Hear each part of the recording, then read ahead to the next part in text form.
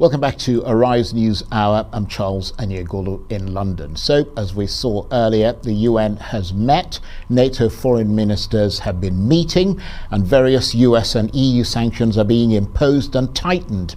But is any of it enough to make a difference in the battles for Ukraine and the millions of lives that are directly affected?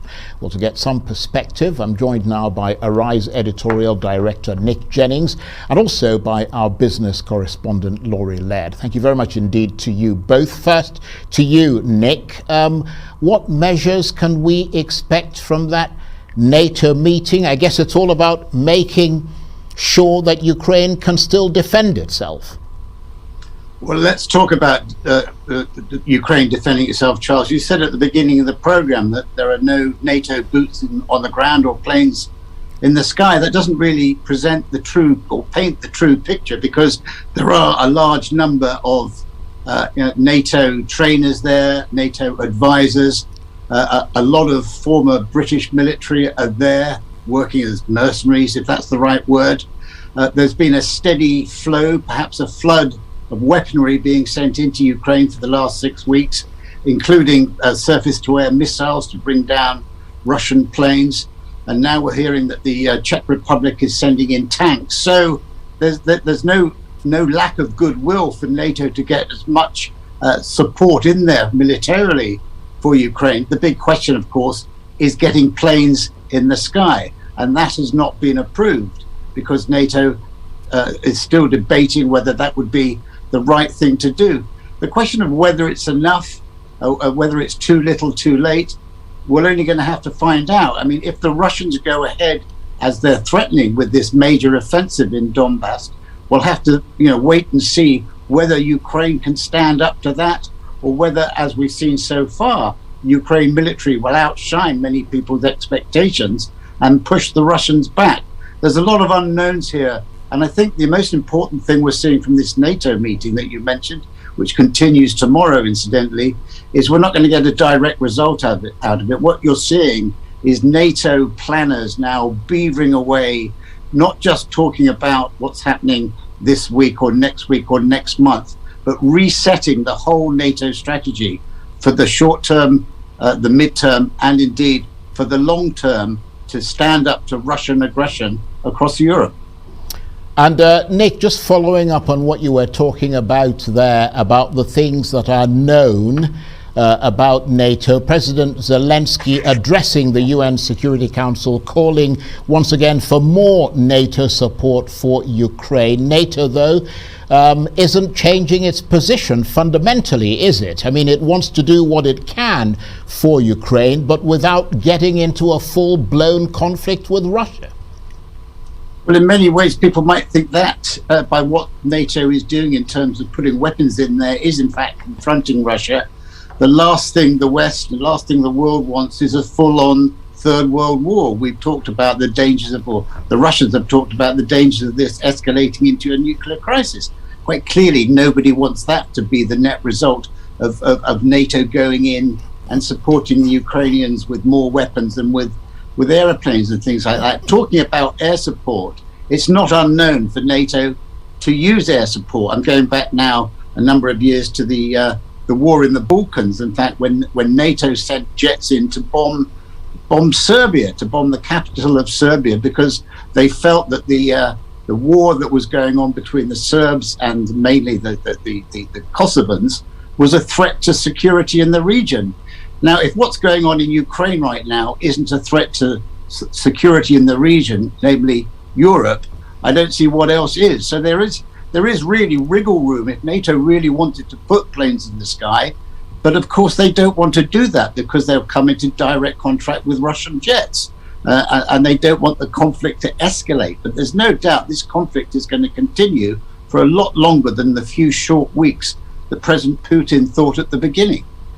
And as you mentioned there, the NATO talks for today have come to an end and they will resume tomorrow. Do stay with us, Nick, because I want to bring in Arise business correspondent Laurie Laird and talk about the things that can be done, if not military, certainly economic. So today, a new round of US-EU sanctions against Russia, including a ban on Russian coal.